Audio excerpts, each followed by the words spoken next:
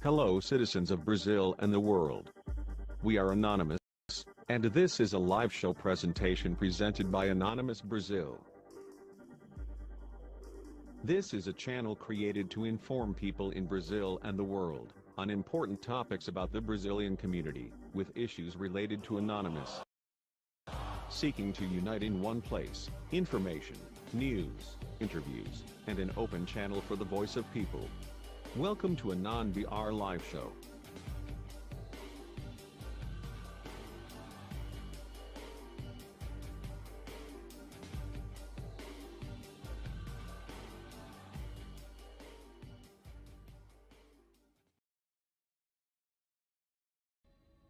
O mundo está cheio de pessoas.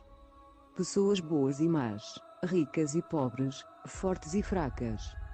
Muitas dessas pessoas, geralmente as boas, pobres e fracas, vivem seus dias sofrendo. Sofrendo manipulação, escravização, aproveitamento, humilhação, exploração, abandono e violência. Muitas dessas pessoas vivem sufocadas por outras pessoas, por grupos, por comunidades, por empresas, por bancos, por governos. Muitas dessas pessoas vivem assim, pois os que as sufocam optaram por isso, conscientemente. E assim vemos grandes poderosos espalhando violência e sofrimento pelo mundo. Apenas por seus anseios por poder. Civilizações deturpadas, extorquidas por dinheiro e influência. Com o avanço da tecnologia, eles se apoderaram dos sistemas de informação. Estenderam sua manipulação ora antes aplicada nas salas de aulas, na televisão e nas igrejas, agora chegando até o uso da internet. Porém nós não os deixaremos tomar conta desse espaço, e com a luta iremos conquistar a liberdade e a segurança das pessoas comuns.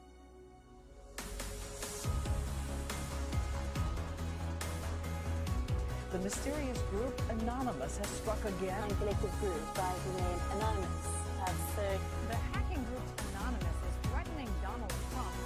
Nós estamos aqui para lutar pelos bons, pobres e enfraquecidos pelo sistema, que foi criado por grandes poderosos, para manter seus esquemas de poder. Nós iremos contra-atacar, revidar, marcar em direção a eles e derrubar quem quer que esteja em nossa frente, impedindo o nosso caminho. Nós somos anônimos, e nós não temos medo. Pois somos uma legião, e somos muito maiores do que pensam. Somos hackers, programadores, artistas, escritores, poetas, jornalistas, ativistas.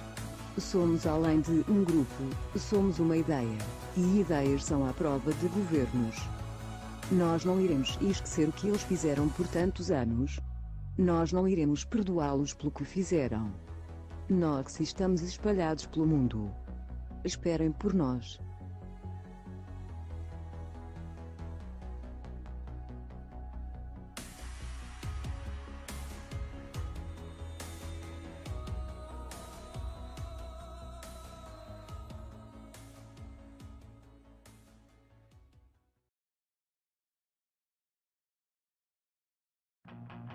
You are the sun, you are the only one. My heart is blue, my heart is blue for you.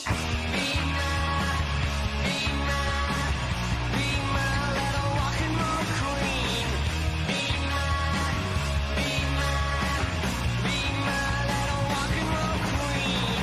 Be my, be my, be my little rock and roll queen, yeah. Be my, be my, be my little rock and roll queen. Be my, be my, be my little rock and roll queen, yeah. Be my, be my, be my little rock and roll queen.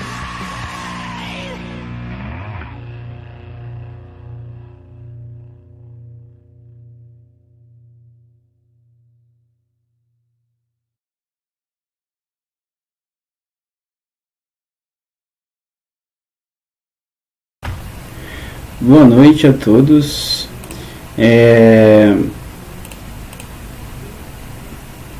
Só gostaria de confirmar se estão me ouvindo aí. Primeiramente, então, sejam bem-vindos ao ONU BR Live Show. Essa foi a nossa primeira apresentação, esse é o nosso primeiro episódio e esse foi o nosso vídeo de apresentação de entrada do nosso podcast chamado ONU BR Live Show. Deixa eu baixar um pouquinho a música aqui, é um pouquinho alta.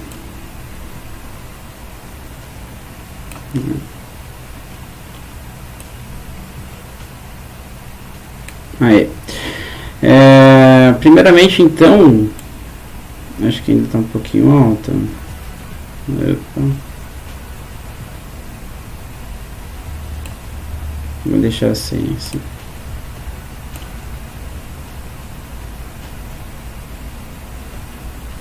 Aí. Então, primeiramente, sejam bem-vindos ao primeiro episódio do servidor do podcast ONU BR Live Show.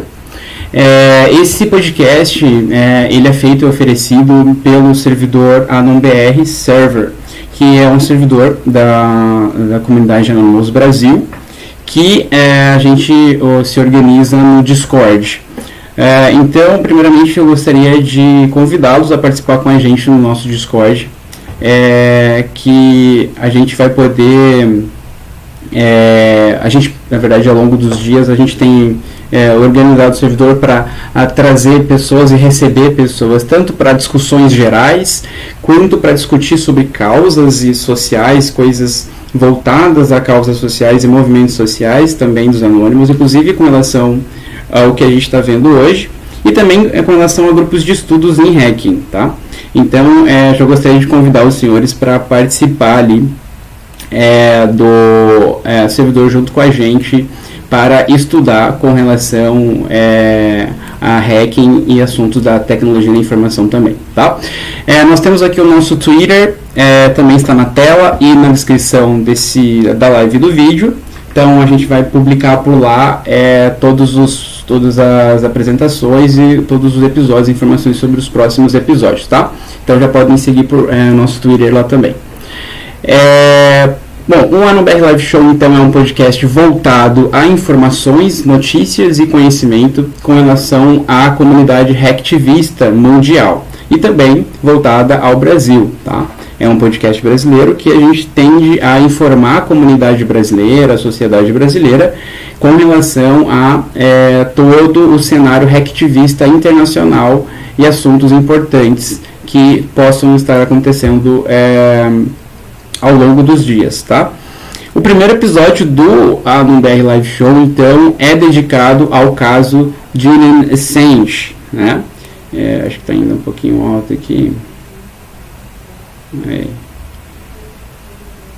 Esse som aqui está me incomodando de alguma forma. Ainda tem que deixar um pouquinho para não atrapalhar. Aí. Ótimo. Por quê? Porque basicamente eu quero dar uma atenção especial ao caso específico, porque ele está bem crescente no momento. É um caso que está espalhando-se pelo mundo e é um caso que está chegando a proporções muito grandes, tanto com relação à preocupação internacional, a coisas que a gente vai ver aqui no episódio, e também com relação ao próprio Julian Assange, né, que ele está passando por uma situação também bem perigosa. A gente também vai ver nesse episódio, tá? Esse caso é um caso muito importante, inclusive está chegando uma data muito importante para esse caso, então a gente também vai ver isso no episódio. Isso é o motivo pelo qual a gente vai ver sobre esse caso no episódio de hoje, tá? Ok, então a gente começa a ver sobre o caso Julian Assange e os seus desdobramentos pelo mundo afora, né? Então vamos lá. Primeiramente, então quem que seria, né, o Julian Assange? Basicamente, Julian Assange o nome correto, o nome completo, Julian Paul Assange. Ele nasceu na Queensland, na Austrália, e ele é um australiano que acabou desenvolvendo-se bastante aí na área hacktivista e também no jornalismo americano, tá? principalmente com relação aos Estados Unidos, mas não só americano, né? A gente vai ver ao longo do episódio. Nós temos, logo no início, né, da sua idade, aos 16 anos de idade mais ou menos, Julian ele já estava fazendo algumas atividades hackers e utilizava o codinome Mendex na época, então ele já era conhecido na área de hacking ali, já desde a sua infância, tá? Mas a primeira vez que ele realmente foi notado e visto publicamente foi nos anos 1990, onde basicamente então ele faz o seu primeiro hacking público, onde ele é realmente acusado de ter acesso a alguns arquivos ali, de certas organizações e empresas dos Estados Unidos. E ali ele começa então a polêmica, né, com relação a todo esse caso, todos os seus casos de vazamento de informações, né?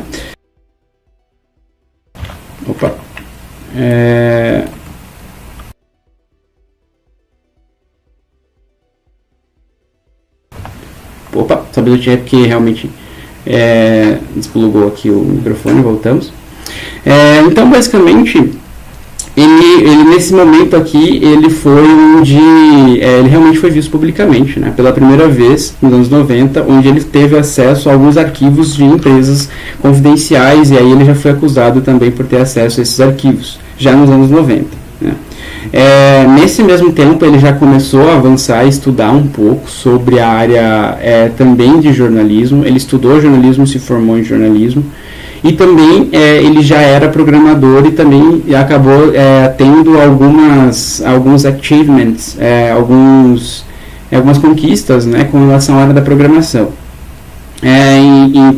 Nos mesmos anos 90, acho que em 94, ele lança alguns programas, alguns softwares open source. Então ele, como programador, ele também fez algumas coisas, principalmente com relação à encriptação de arquivos, etc. Tá? Então, basicamente, ele já era um programador e já estava fazendo coisas voltadas à encriptação. E ele, estudando um pouco mais nessa área com relação a vazamento de dados, como era a área que ele já estava fazendo hacking, né? Também, como ele estava estudando jornalismo, ele decide juntar tudo isso em uma só ideia, onde ele cria, então, o Wikileaks em 2006. O Wikileaks, então, seria um portal, né, um site de notícias que seria responsável por divulgar, né, informações secretas, privilegiadas, tanto de empresas ou de governos. Esse site, esse portal, ele foi focar, basicamente o foco dele era trazer segurança e autenticidade para tanto as fontes quanto as próprias notícias. Porque como eram informações e notícias com relação a governos e empresas privilegiados, era muito complicado para fontes divulgarem essas informações, né? A chance dessas fontes, se as fontes serem encontradas e sofrerem opressão e represália eram muito grandes. Então ele decide criar um portal onde ele pudesse dar realmente segurança para as pessoas que fossem divulgar os dados. Então ele decide juntar todo o seu conhecimento que tem sobre programação, criptografia e etc., pois ele já era engenheiro de criptografia. Ele decide criar esse portal onde ele tem as características de segurança e criptografia de dados. Então ali, teoricamente, as pessoas poderiam postar e divulgar dados sigilosos com uma certa segurança. E também com uma certa autenticidade, né? Porque quem conhece sobre criptografia sabe que a criptografia ela também pode gerar certo nível de autenticidade, né? Então, com a criação do Wikileaks, basicamente possibilita-se na época a possibilidade, o avanço dos vazamentos de informações privilegiadas e secretas, tanto de governos quanto de empresas, né? Já nesse momento, nos próximos anos, o Wikileaks começa a postar coisas voltadas a vazamentos de governos e empresas importantes, mas até então ali a princípio não era algo tão chamativo até o momento, né? A partir desse momento, o primeiro momento, na verdade, que o Wikileaks começou a chamar atenção mundialmente, principalmente com relação a vazamento de dados governamentais, acontece em 5 de abril de 2010. Então, nessa data é divulgado realmente o primeiro vídeo mais voltado à área militar dos Estados Unidos. É um vídeo gravado pelo próprio Exército dos Estados Unidos, na época, foi gravado em 2007, 12 de julho de 2007, em Bagdá, no Iraque, numa das guerras que acontece lá no Oriente Médio, principalmente com relação a países que os Estados Unidos envolve-se militarmente e também com relação a conceitos políticos, principalmente voltado ao petróleo, etc. Esses países, como por exemplo o Iraque, Afeganistão, Síria, Líbia, Vietnã, esses países são países que foram muito massacrados pelo exército americano durante muitos anos. Isso é algo cultural lá nos Estados Unidos e é algo que muitas pessoas e movimentos já há muitos anos lutam contra. E nesse momento, em 2010, o Wikileaks então vaza um dos vídeos gravados por soldados dentro de um helicóptero, onde esse helicóptero acaba matando, enfim, ali pelo menos 11 civis indefesos, né? E a forma com que esses assassinatos aconteceram, a forma com que tudo isso aconteceu é o que chamou a atenção, né? Porque foi de uma forma extremamente injusta frente às pessoas que estavam ali, sendo que tinham jornalistas, fotógrafos, que realmente estavam totalmente indefesos, né? Esse vídeo ficou muito famoso e chamou muita atenção e foi uma ruptura na época. Então, por ter sido uma ruptura e por ter chamado muita atenção, eu decidi colocar esse vídeo nesse podcast também, né? Não o vídeo completo ele é cerca de 17 minutos, mas eu pretendo colocar pelo menos a parte inicial com todo eu vou colocar o vídeo original com todo o acontecimento, com todo o evento mais chamativo que ocorreu, né? Voltado ao ataque mesmo desses civis. Esse vídeo ele é realmente tenebroso no sentido humano da coisa, humanitário da coisa. Então ele acaba sendo até bem triste. Então eu acredito que a gente possa observá-lo e aprender com o que vai acontecer, o que for acontecendo depois desse vídeo, que a gente também vai ver nesse episódio. Mas antes, vamos ver então um pouco sobre o vídeo. Vou pausar a música aqui e vou botar o vídeo na íntegra e a gente vai observar. Eu posso pontuar alguns momentos e comentar alguns momentos, mas eu vou botar aqui pra gente assistir e quem não assistiu, é um vídeo bem famoso, mas quem não assistiu também já pode observar o porquê que ele é tão chamativo e porquê que ele causou tanta polêmica, tá?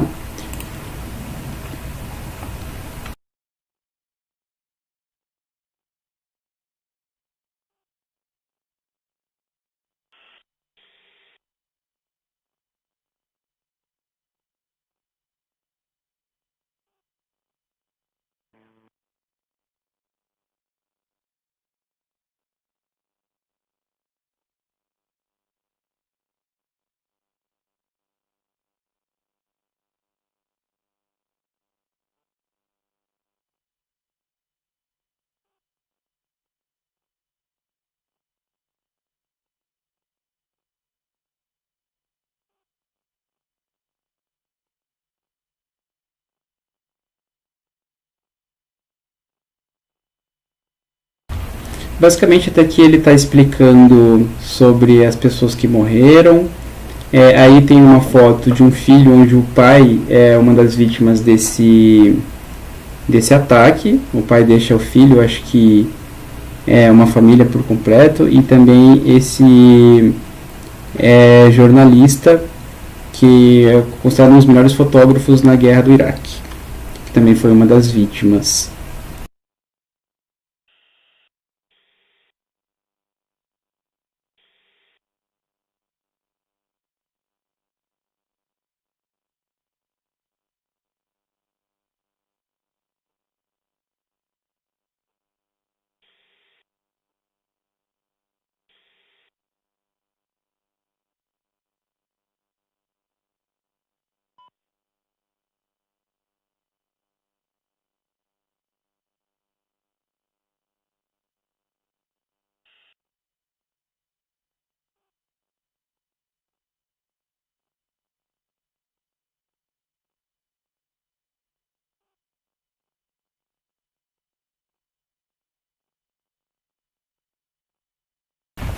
Basicamente ele explica também aqui que, de acordo com as investigações, basicamente os soldados e todos os envolvidos não foram responsabilizados. Tá? Esse vídeo foi gravado em agosto de 2007 e até agora não tinha sido revelado, foi pela primeira vez revelado nesse momento pelo Wikileaks.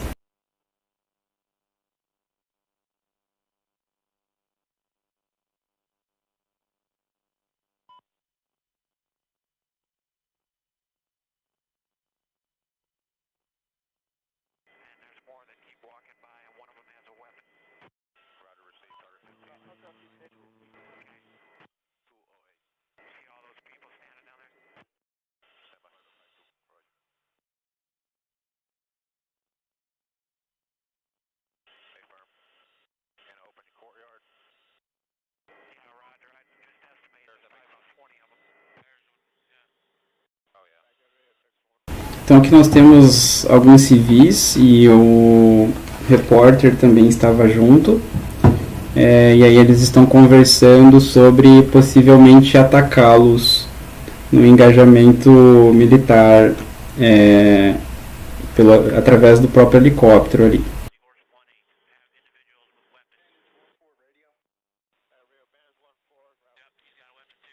Aqui você pode ver que tem algumas pessoas armadas, mas nenhuma delas estão com nenhuma possibilidade de ataque, né? Ninguém está realmente ameaçando ninguém.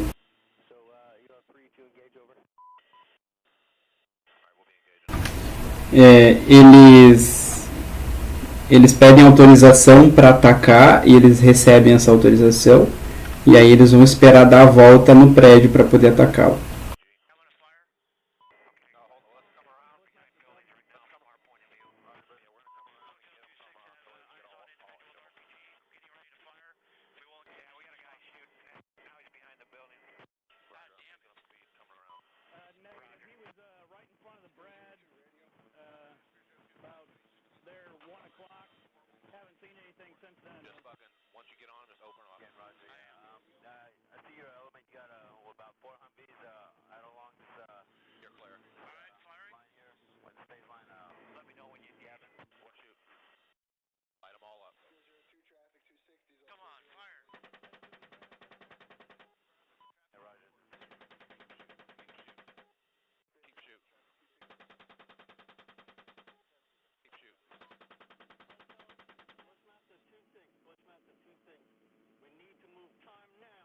E esse é o primeiro massacre.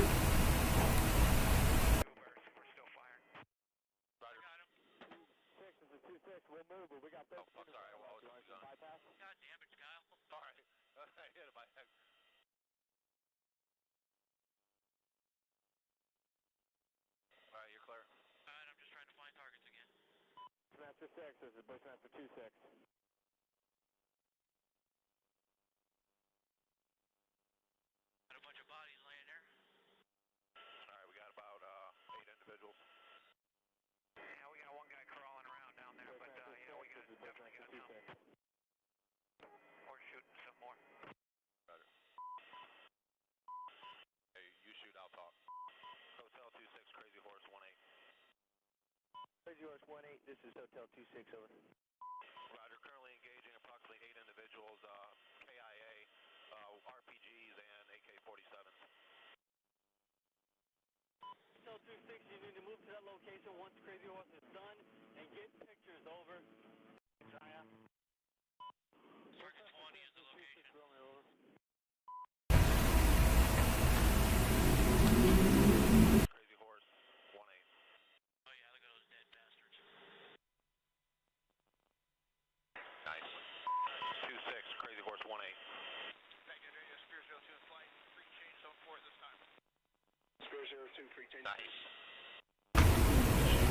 Basicamente até aqui eles só estão conversando para tentar verificar os corpos e eles encontram basicamente um corpo ainda em movimento e aí eles vão tentar observar os acontecimentos que vão ocorrer daqui a pouco. E aí acontece mais um massacre daqui a pouco, inclusive pior ainda do que o anterior.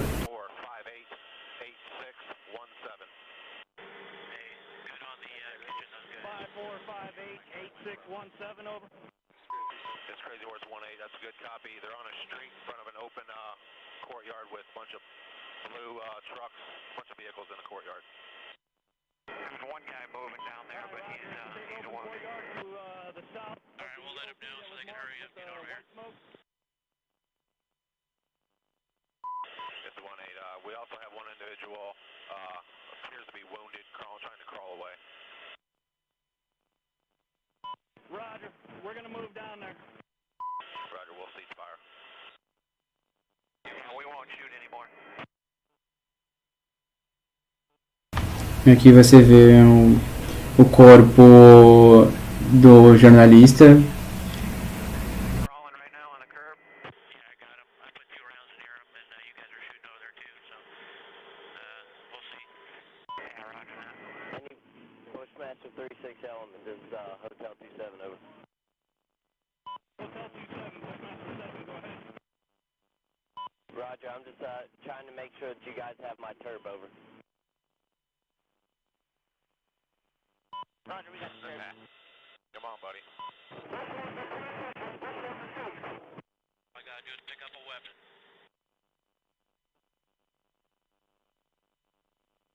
Crazy Horse, this is Bushmaster 5, or Bushmaster 4, break. We're right below you, right time now. Can you walk us onto that location, over? This is 2-6, Roger. I'll pop flares. We also have one individual moving. We're looking for weapons. If we see a weapon, we're going to engage. Now, Bushmaster, we have a van that's approaching and picking up the bodies. Where's that van at? Right down there by the bodies. Okay, yeah. Bushmaster, Crazy Horse. Aqui chega uma van. É um outro ativista que está dirigindo. E eles estão tentando pegar um corpo. E aí aqui nessa van tem 2 crianças na frente, que esse é uma das coisas que mais realmente chamou a atenção no caso. Então no banco da frente ali são 2 crianças que estão.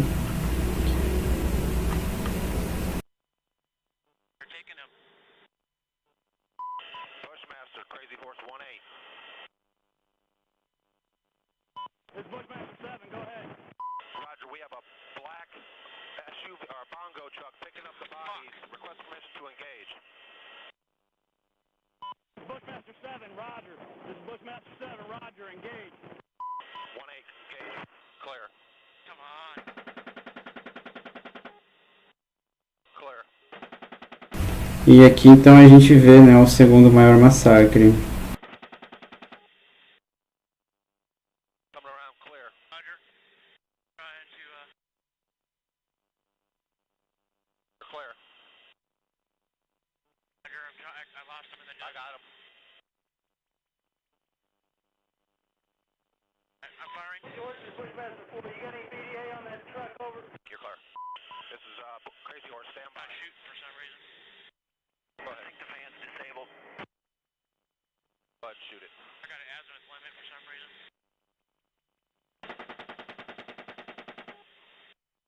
Left. Clear left.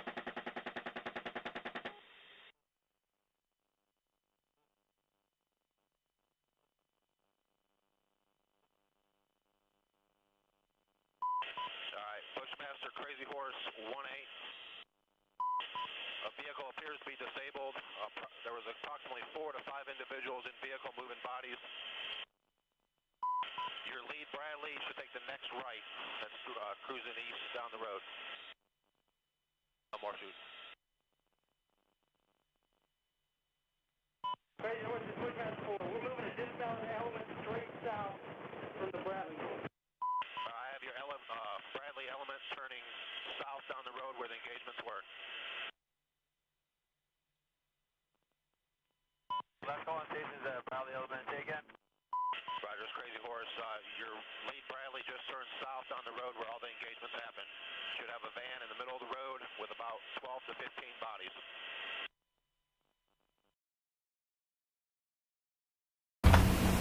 Então, eu só queria colocar essa parte, acho que é uma parte importante, que mostra basicamente os 2 principais massacres.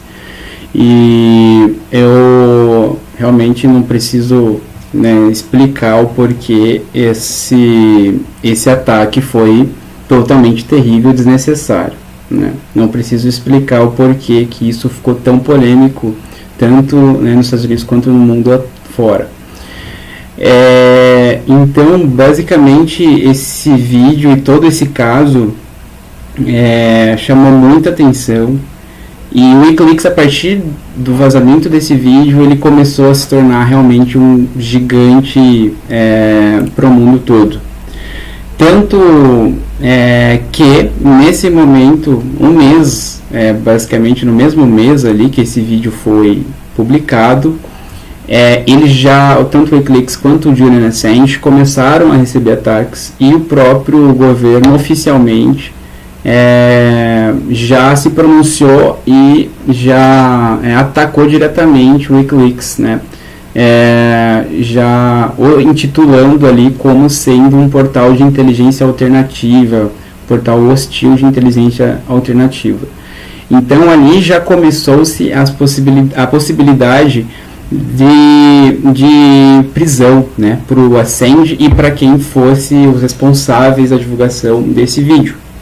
A princípio, o Assange naquele momento divulga, não só o Assange, mas o WikiLeaks, naquele momento divulga essas informações e...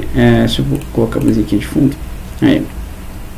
Basicamente, nesse momento, o WikiLeaks divulga todas essas informações e já começa a sofrer algumas acusações de espionagem, né?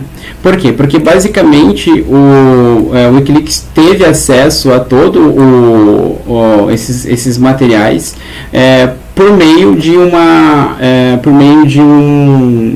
fonte que estava dentro do próprio Pentágono. Então, por meio disso, estavam se especulando ali algumas acusações com relação à espionagem por volta do WikiLeaks, né? Então ali o Julian Assange começa a observar alguns problemas com relação problemas jurídicos com relação à sua liberdade e ao próprio WikiLeaks. Então ele decide na verdade o próprio WikiLeaks já estava nesse local, mas ele decide mudar-se para esse local, que é a Suécia, e onde ele definia ali, enfim, julgava que era um local onde as legislações eram mais brandas para esse caso. Então ele poderia ficar mais juridicamente tranquilo com relação ao WikiLeaks e ao que eles estavam fazendo estando na Europa, lá na Suécia, né?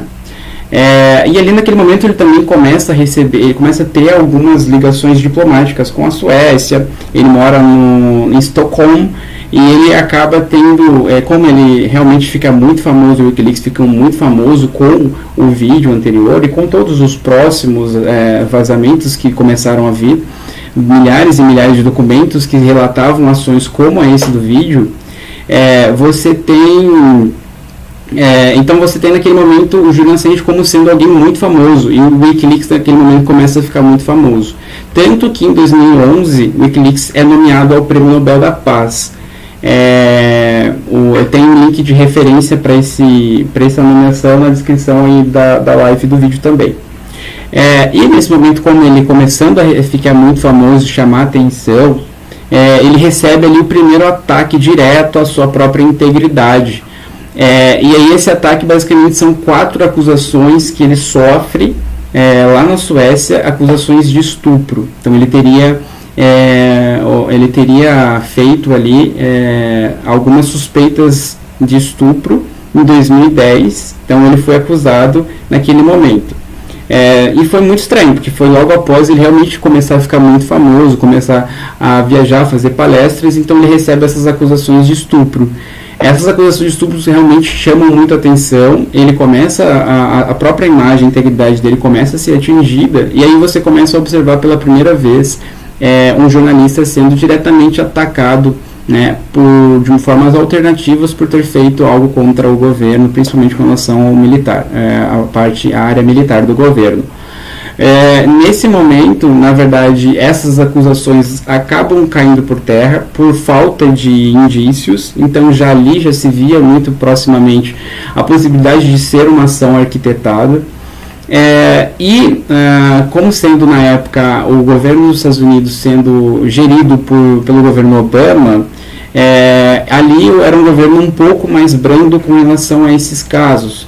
Então o governo Obama conclui naquela época que ele não consegue prender o Julian Assange, processar oficialmente o Julian Assange para prisão, sem ferir o direito de imprensa livre, porque o Julian Assange, querendo ou não, ele estava só divulgando informações no seu site, né? Então,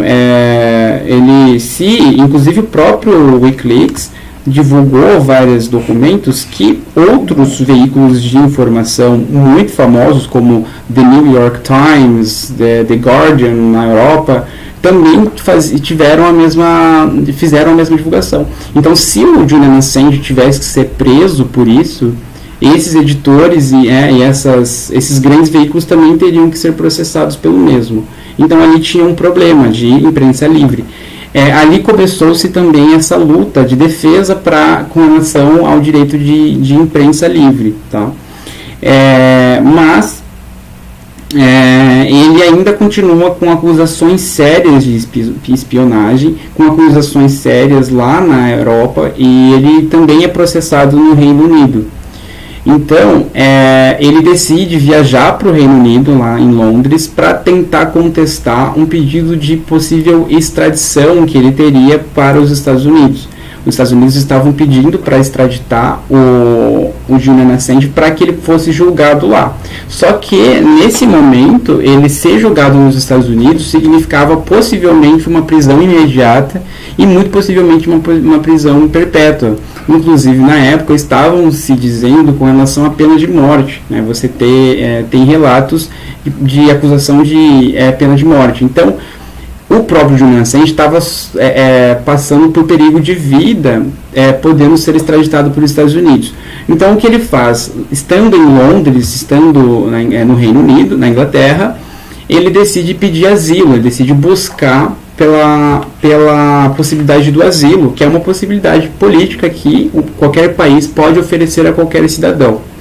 E o que acontece? Ele estudando ali todos os países possíveis para pedir asilo, ele acaba optando, né, pelo Equador.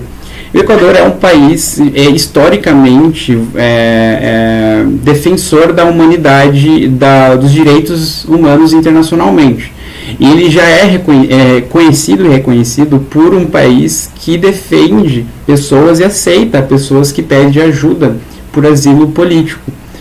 Então o Julian Assange entra em contato com o presidente do Equador na época, que é o presidente Rafael Correa, e o próprio presidente Rafael concede então um asilo para o Julian Assange. Então, nesse momento, ele consegue ganhar um asilo para ficar na embaixada equatorial lá em Londres, no Reino Unido, onde ele estava, porque ele já tinha recebido o mandado de prisão, ele já poderia ser preso, então ele decide, onde ele está ali mesmo, pedir o asilo, e a embaixada equatorial permite para ele o asilo, então, para que ele possa ser hospedado e viver nessa embaixada, no prédio da embaixada. É um prédio pequeno, relativamente pequeno, porque é um país relativamente pobre, né? Então é um dos menores prédios que tem naquela região, e ele basicamente então passa a ficar naquele local, naquele prédio, às custas do próprio governo equatoriano. E naquele momento a Inglaterra e todos os outros países que já estavam, principalmente os Estados Unidos, que já estavam buscando prendê-lo, então começam a apertar mais o cerco, e ele inclusive tem ali policiais na porta da própria embaixada esperando caso ele saia para ser preso. Então a cada dia que ele fica mais ali, acaba piorando mais a situação dele, porém ele está preso dentro de uma embaixada sem a possibilidade de sair, né? Então aqui começa uma questão mais delicada do Julian Assange, onde ele realmente começa a passar por problemas sérios, principalmente psicológicos, onde uma pessoa, né, fica presa durante muito tempo dentro de um local sem poder sair. principalmente quando o caso, né, dele, onde a gente vai ver mais pra frente que ele sofre realmente tortura psicológica e ele chega a ficar aí, a gente vai ver mais pra frente, mas ele chega a ficar anos e anos, mais de 5, 6, até 7 anos nesse local aí, tá? Enfim, então, com o asilo político, pelo menos o Julian Assange estava salvo de ser preso, junto com o Wikileaks. Então, né, a princípio ele estaria mais tranquilo, inclusive nesse meio tempo que ele fica em asilo, ele faz algumas palestras, ele tenta participar de forma remota, né, em alguns movimentos, e ele ainda continua incentivando, e o Wikileaks ainda continua divulgando vários materiais, tá? Mas aqui entra um personagem muito importante dessa história, que é um personagem chave, na verdade. Lembra que lá no início eu disse então que o Julian Assange estava sendo acusado de espionagem por ter tido uma fonte secreta, uma fonte anônima, né, lá dentro do próprio Pentágono. Essa fonte, ela acabou sendo descoberta por uma investigação do FBI. E na época a pessoa chegou a ser presa, e a pessoa que foi presa é a Chelsea Manning. Chelsea Manning, então, na época se chamava Bradley Manning, e foi presa por espionagem e por ter vazado arquivos confidenciais para o Wikileaks, inclusive aquele vídeo do Collateral Murder, que é o vídeo do helicóptero Apache lá, né, atacando os civis. A Chelsea Manning, então, ela é presa e ela fica alguns anos na prisão, passa por alguns problemas específicos, inclusive por tentativa de suicídio, e alguns anos depois, por um ato político, ali o governo Obama concede anistia para ela, e ela torna-se uma ativista política, inclusive até hoje. Atualmente utilizando então o nome Chelsea Manning, né, uma transexual. A Chelsea Manning, então, ela acaba sendo um personagem muito importante, porque é esse elo que transmite os dados importantes, os arquivos importantes para o Wikileaks, e trabalha até hoje com o ativismo, né. Aqui também a gente tem outro personagem muito importante para essa história.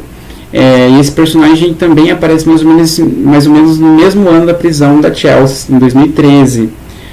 Esse personagem, então, se chama Edward Snowden, e muitas pessoas aqui no Brasil também conhecem sobre ele. Ele ficou muito famoso nessa época, pois em 2013, então, ele decide divulgar alguns dados sigilosos sobre a Agência Nacional de Inteligência dos Estados Unidos. Edward Snowden era um homem de 29 anos que trabalhava como analista terceirizado da NSA, e ele acaba vazando alguns documentos de vários países que acusavam os Estados Unidos, que na verdade indiciavam os Estados Unidos de espionagem, né? Os Estados Unidos, eles faziam grampos em linhas telefônicas de outros países, de outros governos, e-mails e etc. Inclusive naquela época também foi, junto com os documentos vazados do Edward Snowden, foram vazados alguns documentos com relação à própria presidência no Brasil, que na época era a Dilma Rousseff. Então, na época também vazaram alguns documentos que mostravam possível espionagem do governo americano para com o governo brasileiro, na época sendo a Dilma Rousseff, principalmente com relação ao Petrobras, que o próprio Julian Assange explica que é algo em que os Estados Unidos, ele basicamente, onde tem problemas, onde tem o mercado petrolífero, ele sempre quer colocar uma mão, sempre quer ter informações privilegiadas. Então, nesse caso, se trataria disso, de os Estados Unidos tentando informações privilegiadas do governo Dilma para tentar entender como era o sistema da Petrobras, sobre o sistema petrolífero no Brasil, para tentar talvez ali se antecipar a conceitos capitais, de capitalismo, com relação à indústria petrolífera, né? Enfim, naquela época Edward Snowden então decide divulgar esses dados. Ele é um analista que tem acesso a esses dados, ele decide divulgar, e ele acaba divulgando em vários veículos de informações, The Intercept, The Guardian, vários veículos também divulgaram o vazamento dele, porém teve, isso é uma fala do próprio Snowden, teve um veículo de divulgação que quis fazer mais do que só divulgar, né, os dados deles, mas também propôs a proteger ele, ajudá-lo. Opa, só um minuto.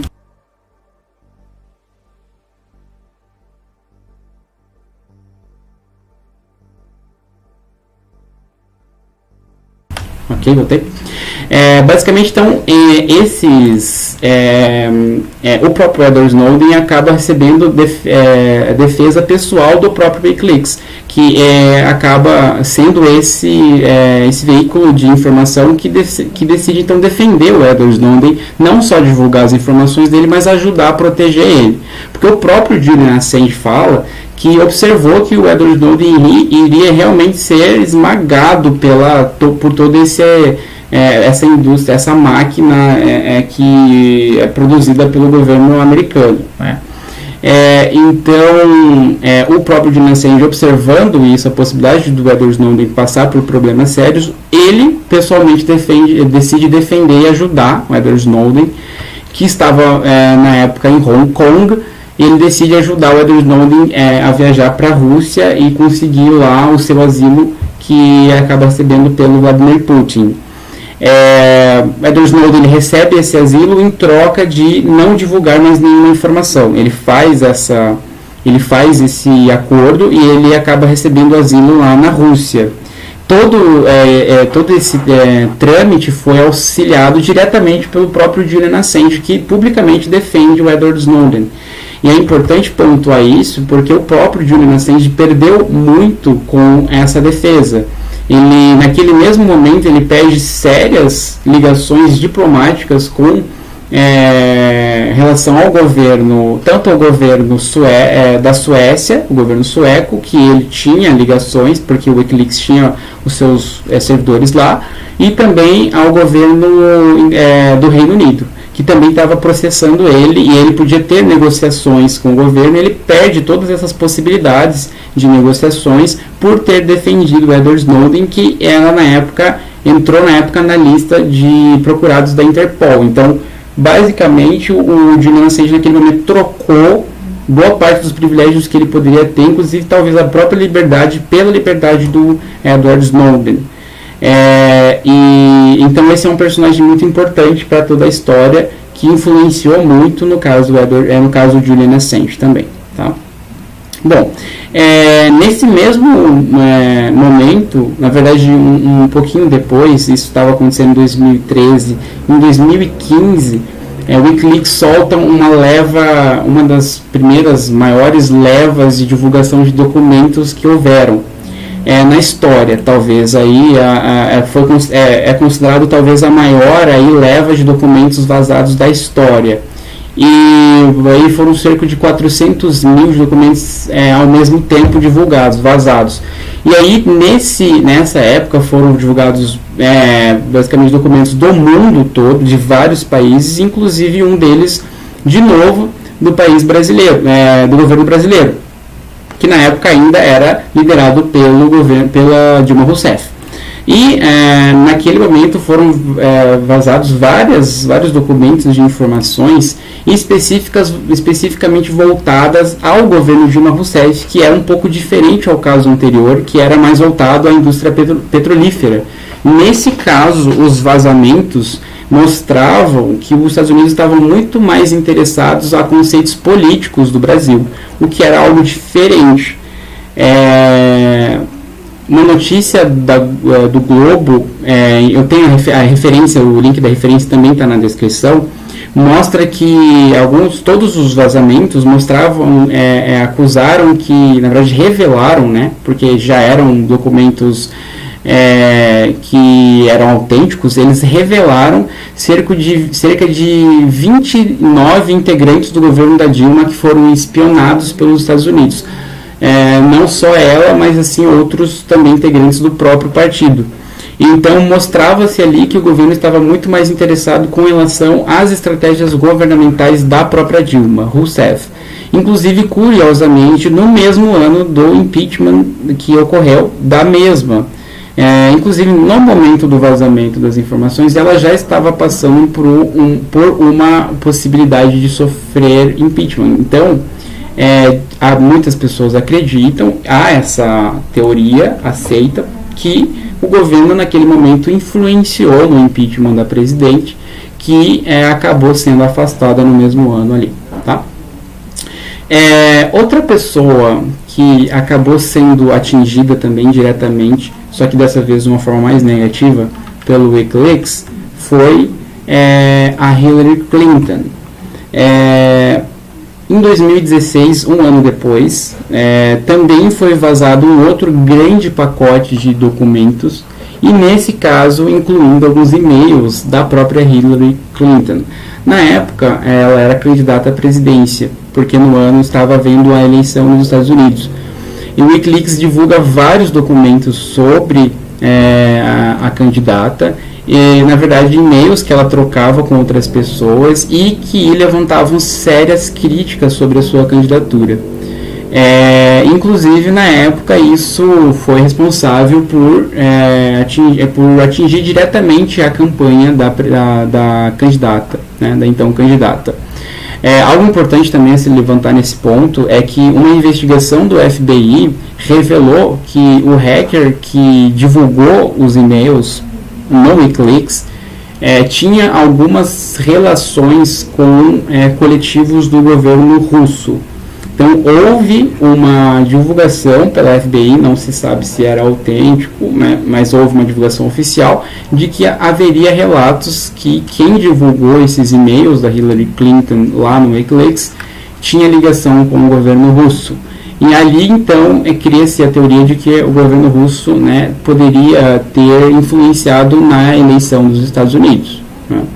Mas, enfim, realmente a imagem da Hillary Clinton é atingida. Trump, ele acaba sendo mais alavancado por causa disso tudo. Inclusive, alguns críticos dizem que o Wikileaks poderia ter sido principal responsável pela eleição, Donald Trump.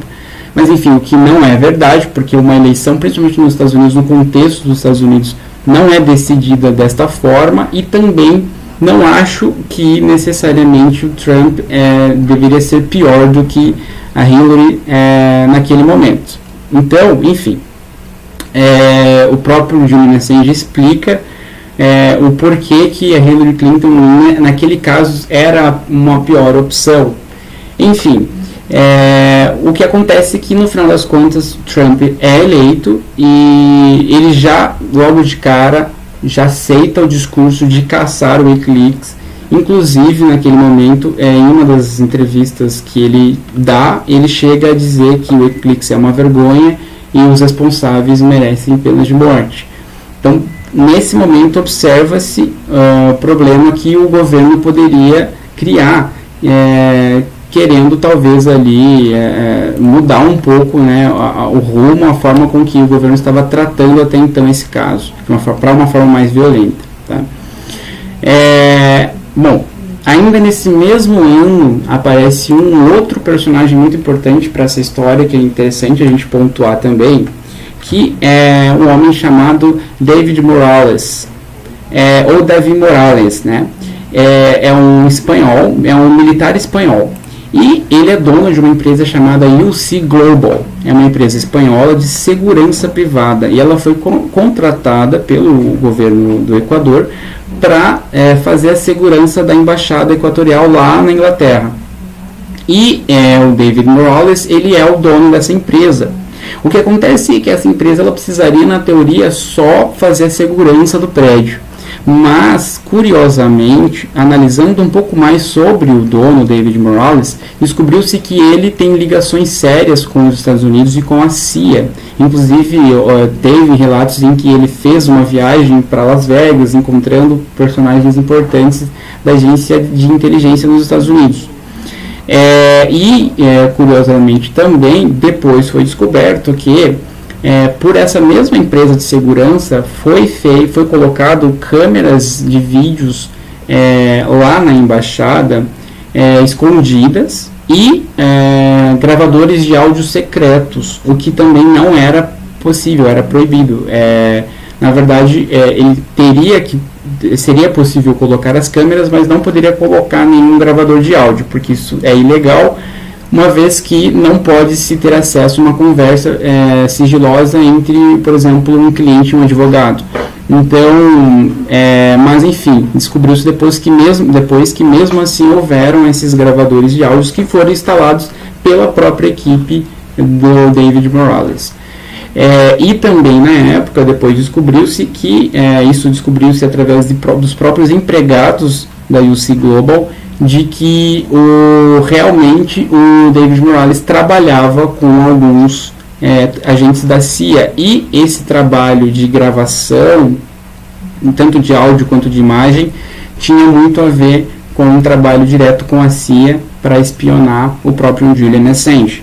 Então esse é um caso muito importante, porque realmente contribuiu bastante para atrapalhar o crescimento não só do Wikileaks como todo, mas como o próprio caso de Julian Assange, no sentido de que o Julian Assange começou a perder muitas visitas ao longo dos anos, principalmente por causa desses indícios de espionagem, né?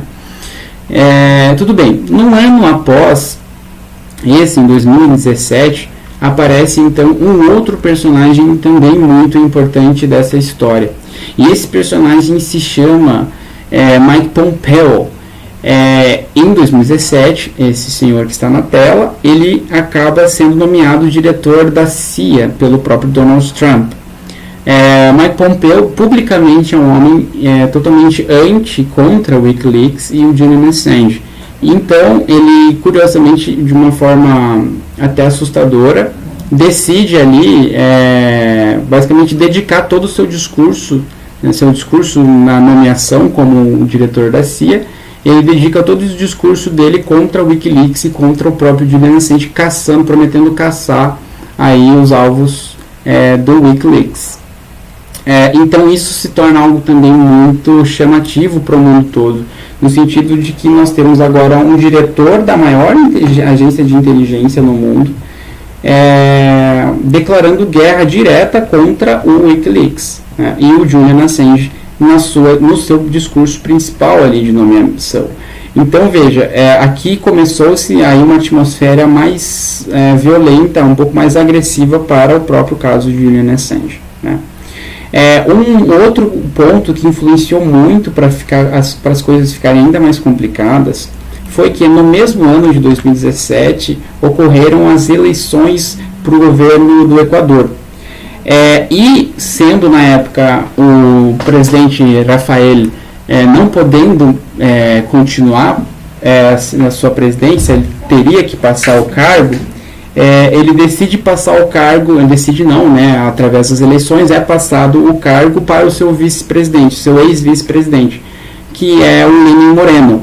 Lenin Moreno era um candidato, enfim, atualmente presidente do mesmo partido do Roberto Correa, e a princípio ele também seguia a mesma linhagem. Mas, depois de ser eleito, o problema foi que logo em seguida o presidente Moreno decide se estreitar mais dos Estados Unidos e começar a ter uma relação mais próxima com o Ocidente e alguns países da Europa. E também alguns outros países começaram a pressionar o Equador, e o próprio Estados Unidos pressionar o Equador economicamente falando, à medida de que eles estavam mantendo ainda o Julian Assange na embaixada, né? Um outro ponto também que acabou realmente selando esse destino tão triste que está acontecendo atualmente foi que, mais próximo à atualidade, em 2019, então finalmente o Julian Assange ele é realmente oficialmente acusado e processado por um júri, o que não tinha acontecido até então. O júri popular que decidiu fazer essa acusação contra o Julian Assange, ele acontece num distrito chamado Eastern Virginia, nos Estados Unidos, e é um dos piores distritos para se ter um júri com relação a um caso de espionagem. Por quê? Porque basicamente nesse mesmo distrito de Eastern Virginia lá estão basicamente fisicamente no mesmo lugar, na mesma quadra, basicamente, né? O prédio da CIA, o prédio da Agência Nacional de Inteligência, o Pentágono e uma outra agência importante do governo que eu não me lembro, mas enfim, basicamente na mesma quadra você tem ali 4 instituições do governo naquele distrito, ou seja, as pessoas que moram naquele distrito são trabalhadores dessas empresas e seus familiares. Portanto, é um distrito extremamente complicado para produzir um júri realmente equilibrado com relação a conceitos de espionagem, né? Então, veja, aqui realmente viu-se arquitetadamente um uso ali do júri, talvez o pior júri dos Estados Unidos possível, no pior distrito possível para se julgar esse caso. Tanto que, então, o Julian Assange recebe uma acusação oficial, na verdade são 17 acusações de atos de espionagem, com uma possível sentença de 175 anos de prisão, né? Essa sentença seria baseada numa acusação de hacking. Então ele está acusado de ter utilizado de técnicas de hacking, por ter ajudado a sua fonte com dispositivos e scripts ali de anonimato. Porque na verdade foi o que ele fez. Ele auxiliou a Chelsea lá com alguns programas que poderiam auxiliar no anonimato dela enquanto eles tinham essa comunicação. O que acontece é que, na verdade, faz parte do jornalismo, o jornalista ajudar a sua fonte que ela não seja presa, né? Então, pela primeira vez nos Estados Unidos, nós temos um processo que basicamente incrimina ou criminaliza o próprio jornalismo em si, porque o jornalista não poderia, se nesse caso de Julian Assange realmente fosse preso por isso, abre um precedente muito perigoso com relação ao jornalismo como um todo, não só voltada a área do próprio Julian Assange. Então aqui realmente as coisas começam a ficar muito preocupantes. E meio que não teve como, com tanta pressão e tantos problemas envolvidos, o governo do Equador meio que não vê outra possibilidade a não ser renunciar ao asilo e possibilitar então que a polícia ali do Reino Unido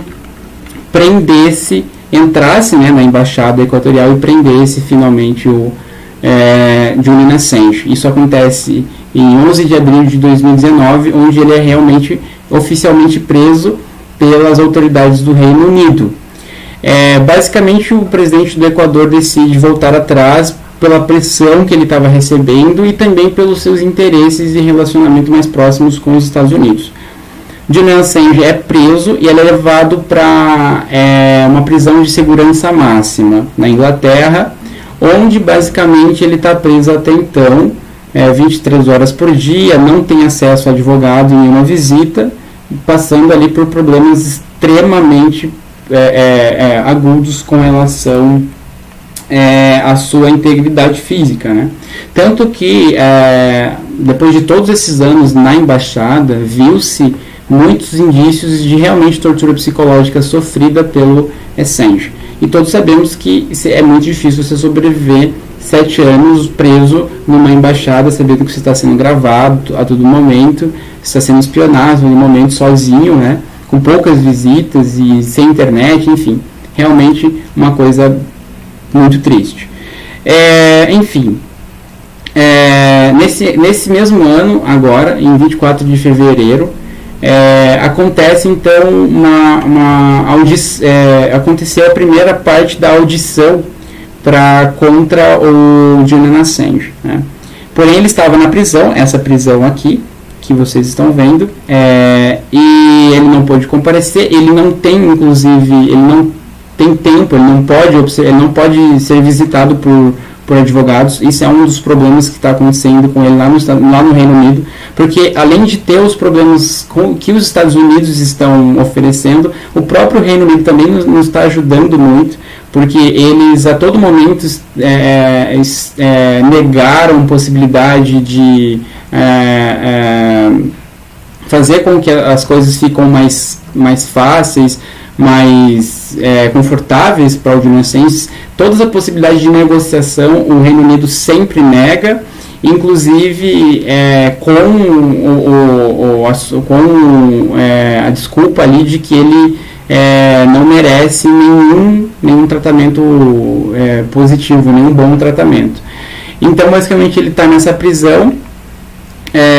Como eu disse, no início desse ano, em fevereiro, aconteceu a primeira parte, mas não deu para terminar por alguns problemas advocatícios. Então, a segunda parte, o final, então, dessa audição de extradição do Julian Assange, porque seria, então, para, enfim, extraditar ele do Reino Unido para os Estados Unidos para que ele sofresse, então, essa acusação propriamente dita e talvez, provavelmente, ser preso. A segunda parte dessa audição ficaria então para o dia 7 de setembro de 2020, que seria amanhã, Por isso então que a gente está fazendo esse episódio justamente hoje para chamar a atenção para este caso que é tão importante e que está com uma data tão próxima, uma data tão importante, tão próxima, que seria amanhã. Amanhã, então, ocorreria o final, a parte final dessa audição de extradição do Julian Assange. E quem que define essa audição? É um júri popular, São pessoas lá no distrito do Eastern Virginia. Então, basicamente, é possível que ele não seja extraditado dependendo do júri. Então, o que depende aqui são que as pessoas possam ser conscientizadas e que a mídia possa levar essas pessoas a informação correta.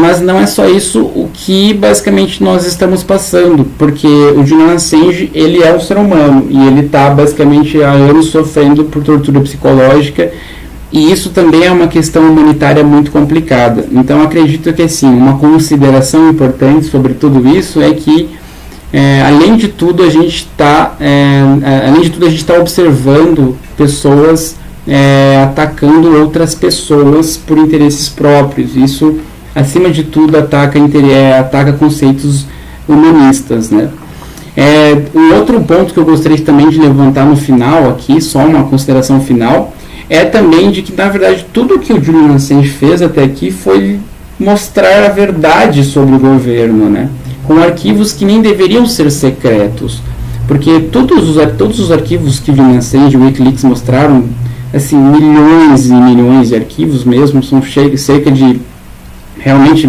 milhões de arquivos, você vê que muitas coisas que estão por trás dos panos realmente são escondidas pelo governo por motivos óbvios, porque basicamente o que eles fazem não é nada consideravelmente ético ou legal. E aí, todo esse caso chama a atenção para a gente observar isso, que os governos, na verdade, o que são os governos, na verdade, Porque, basicamente, a gente vive com discussões gerais, discussões diárias sobre o que é política, sobre certos partidos políticos, principalmente aqui no Brasil, a gente tem muitas discussões sobre como está seguindo o nosso governo, a situação política, qual que é o nosso sistema político, qual é o melhor sistema político a ser aplicado na nossa sociedade. Mas a grande pergunta que é levantada, segundo esse caso, seria: será que o que a gente está observando é realmente o que está acontecendo? Será que a gente está discutindo sobre algo que realmente existe? Ou a gente estava aqui discutindo sobre assuntos políticos, sendo que por trás dos panos, na verdade, acontecem coisas muito diferentes que a gente nem chega a necessariamente saber. E o WikiLeaks ele veio para o mundo para mostrar que, na verdade, a gente precisa entender o governo e o que está acontecendo por trás dele, para a gente, pelo menos, poder discutir sobre se ele está certo ou não.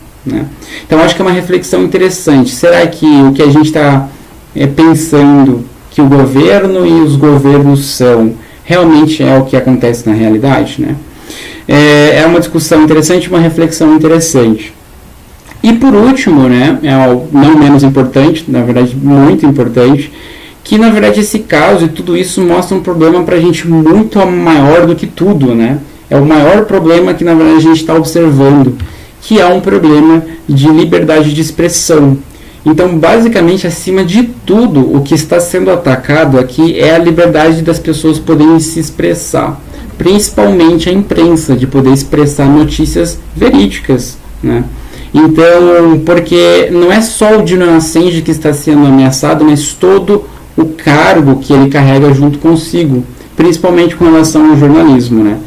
O jornalismo não será o mesmo se Julian Assange for preso em nenhum lugar do mundo. Nós vemos, por exemplo, já exemplos de lugares em que jornalistas estão sendo oprimidos pela mesma premissa que os Estados Unidos estão fazendo. Inclusive, aqui no Brasil aconteceu isso com o jornalista Glenn Greenwald, quando ele divulgou algumas coisas com relação ao Sérgio Moro. Não sei se todos aqui que estão assistindo lembram, mas aqui no Brasil teve esse caso em que houve um vazamento de arquivos sigilosos do Sérgio Moro, do seu celular, e basicamente o veículo que divulgou isso foi o The Intercept Brasil, e o editor principal, que é o Glenn Greenwald, ele foi processado, ele foi acusado mais ou menos pela mesma premissa que está acontecendo atualmente. Então veja que é algo muito perigoso, que pode espalhar pelo mundo todo, e que fala muito mais do que tudo, fala sim de liberdade de expressão. Então, basicamente seria esse o episódio de hoje do AnonBR Live Show. A gente vai ter ainda mais coisas, acredito, mais coisas sobre o WikiLeaks, o Edward Snowden. Talvez a gente possa fazer episódios mais dedicados ainda sobre esse assunto, tá? Mas a gente queria que realmente esse assunto fosse abordado agora, porque é algo muito importante. Amanhã é uma data muito importante e a gente com certeza quer contribuir para que esse caso possa sair da forma mais positiva possível, né? Por mais que todos os ressalvas que estão acontecendo. As pessoas que estão assistindo até aqui, então, nós aqui do AnonBR Server, tanto no Discord, no Twitter, quanto em todas as redes sociais, a gente vai estar divulgando formas de todos poderem ajudar nesse caso, principalmente assinar a petição contra a extradição do Julian Assange. E nós no servidor do Discord também vamos estar disponíveis para discutir. Temos uma área lá só para o Julian Assange para discutir sobre esse caso também, tá? E sigam as nossas redes sociais para saberem então os próximos episódios, né, com os próximos temas que a gente vai divulgando nas redes sociais, principalmente no Twitter, ok? Então é isso, é um episódio muito importante, que acredito que a gente, observando o lado certo e aprendendo com isso, realmente é algo muito trágico e a gente espera que dê tudo certo, mas a gente sempre pode aprender com isso e utilizar isso como um incentivo para a gente talvez tentar fazer diferença na nossa vida e nas pessoas ao nosso redor, né? Agradeço a todos que estão assistindo até aqui. Eu e toda a equipe da AnonBR estão disponíveis no servidor, no Discord também, se quiser conversar e participar dos próximos episódios do AnonBR Live Show. Quero agradecer todas as pessoas que nos estão ajudando, principalmente o pessoal da organização do Anonymous Bites Back Live Show, ABB Live Show, que em especial Amber, que estão ajudando bastante a gente com relação à divulgação, e toda a comunidade Anonymous que também está participando com a gente, principalmente também o pessoal do Brasil. A gente vai estar disponibilizando essa live também em vídeo, para depois todos poderem assistir todos os episódios também, né? Então é isso, agradecemos a todos por estarem aqui e ficamos até a próxima com o próximo episódio do AnonBR Live Show. Muito obrigado e boa noite para